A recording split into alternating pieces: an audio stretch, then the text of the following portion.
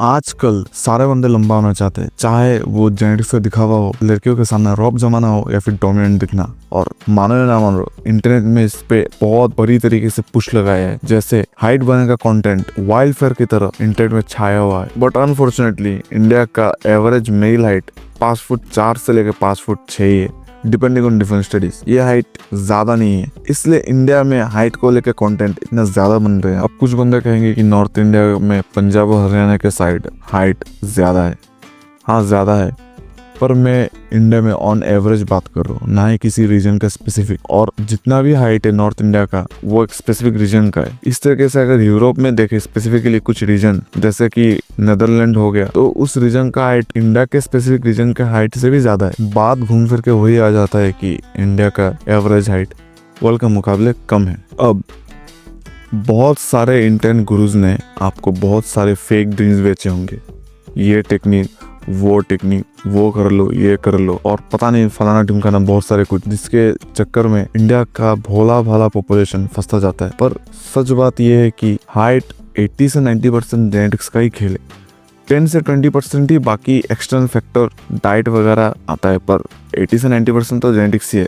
उसके साथ आप ज्यादा छेड़खानी नहीं कर सकते। और यहाँ पे इंडिया के लोगों को बहुत सारे गुरुज ने ट्रोल करके पता नहीं कितने सारे कोर्सेज और बेकार के सप्लीमेंट बेचे, जो कि असल में काम भी नहीं करता है। और ज्यादातर केसेस में आप बस अपने लाइफ के ग्रोइंग फेज है, जो जब आप लंबा होते हैं, जिसे एडोलेसेंस या फिर टीनेज भी कहा जाता है, या फिर प्यूबर्टी, उसी टाइम आप स्लीप के साथ और डाइट के साथ कुछ बदलाव करके थोड़ा सा जेनेटिक्स आपका पोटेंशियल वहां तक रीच कर सकते हैं। पर अगर आपका जेनेटिक्स पोटेंशियल 5'4" का है या फिर 5'5" का है, उससे ज्यादा बढ़कर आप 7 फुट के तो नहीं हो सकते। और ये बात बहुत सारे बंदों को समझ में नहीं आता, और वो बेहूदी बेफालतू का एफर्ट मारते रहते हैं।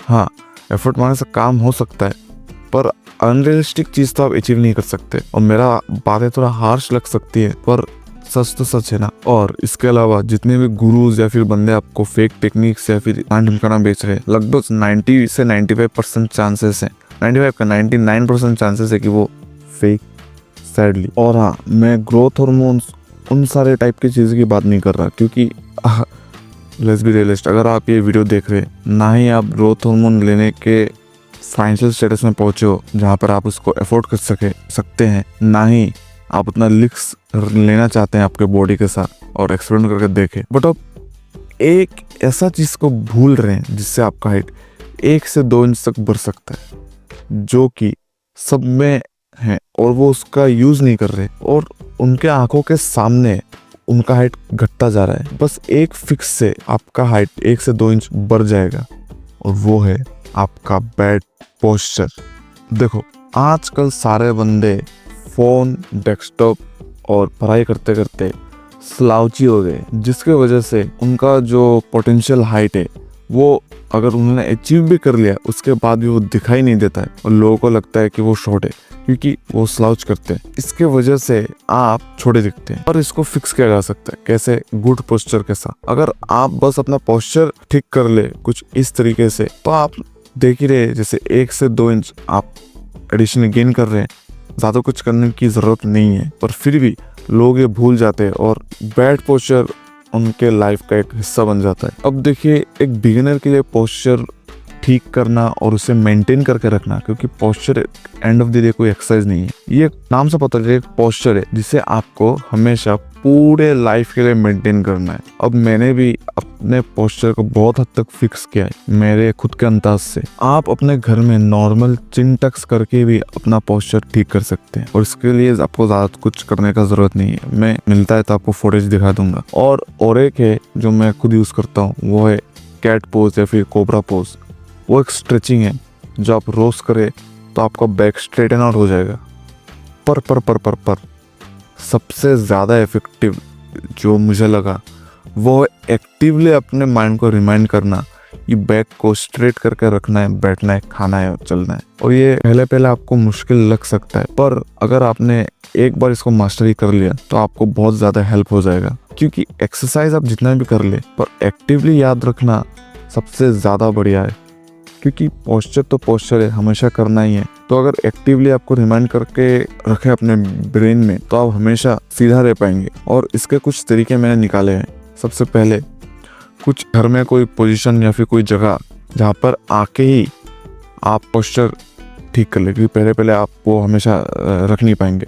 तो क्या होगा, एक समय आएगा जब वो उस एग्जैक्ट स्पॉट पर आते ही आपको याद आ जाएगा पोस्चर ठीक करना है। और दूसरा है ऑब्वियसली कंसिस्टेंसी। अगर आप कंसिस्टेंटली अपने आप को रिमाइंड करते रहते हैं पोस्चर ठीक करके रखना है, तो एक आपको आदत डल जाएगा और अचानक मिडिल में आपके दिमाग में आता है कि पोस्चर ठीक करके रखना है। और अगर आप कंफर्टेबल है और आपको ज़्यादा शर्म नहीं आता है, तो आप अपने फैमिली मेम्बर और अपने दोस्तों को भी बोल सकते हैं कि आप उनको कह सकते हैं कि वो आपको एनालाइज करके देखे कि कब आप सलाउची हो जाते हैं, और उनको बोल दे कि आपको रिमाइंड करके देने के लिए कि जब भी आप झुक जाए वो आपको बोले कि आप झुक रहे हैं, तो आप फिर से आपको एक्टिवली बता दिया जाएगा, तो फिर आप अपने पोस्चर ठीक कर लेंगे। पोस्चर ठीक करने के लिए आपको ज़्यादा कॉम्प्लिकेटेड एक्सरसाइज की ज़रूरत नहीं है, 1 2 या 3 एक्सरसाइज काफ़ी, पर कंसिस्टेंटली और अपने दिमाग में ये बैठाना कि मुझे अपने बैक को हमेशा स्ट्रेट रखना है,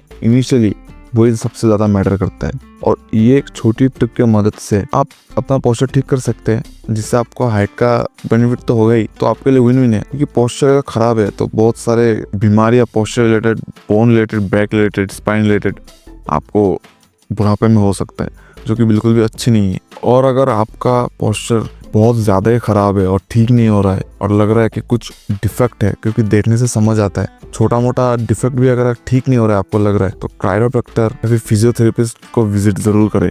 क्योंकि एक तो है हाइट का गेन, वो तो है ही, पर सबसे ज़्यादा इम्पोर्टेंट आपका हेल्थ और आपका जो कि डे टू डे लाइफ में ज़्यादा आपको प्रॉब्लम ना है। क्योंकि लॉन्ग रन में आपके नर्व, स्पाइन और बैक में ज़्यादा प्रॉब्लम आ सकता है। और अगर उस तरीके का प्रॉब्लम है, जो कि चांसेस से कम ही है, बहुत कम ही लोगों को इतना ज़्यादा डिफेक्ट होगा, तो आप अपने कायरोप्रैक्टर या फिर फिजियोथेरेपिस्ट के पास जाकर ज़रूर विजिट करें और ठीक करवाएं बेसिकली अपने पोस्चर को। और हाँ गाइस, बहुत सारे हो सकता है वीडियो छोटा हो, पर मैं हमेशा यही कोशिश करता हूँ कि इंफॉर्मेशन पैक्ड रहे वीडियोज़ में और ज़्यादा बोरिंग ना हो जाए। तो आपको ये वीडियो पसंद आए तो लाइक कर दीजिएगा, शेयर कर दीजिएगा, सब्सक्राइब कर दीजिएगा, नोटिफिकेशन में ऑल दबा के सारे नोटिफिकेशन आप तक पहुंच सके ये आप ज़रूर कर लीजिएगा। सब्सक्राइब तो ज़रूर कीजिएगा, क्योंकि सब्सक्राइबर्स का ज़रूरत हमको बहुत ज़्यादा है, क्योंकि एंड ऑफ द डे हम एक नए चैनल है और नए नए टॉपिक्स और आइडियाज़ डाउन कमेंट सेक्शन में भी ज़रूर बता के जाइएगा। और तब तक के लिए बाय। चलो।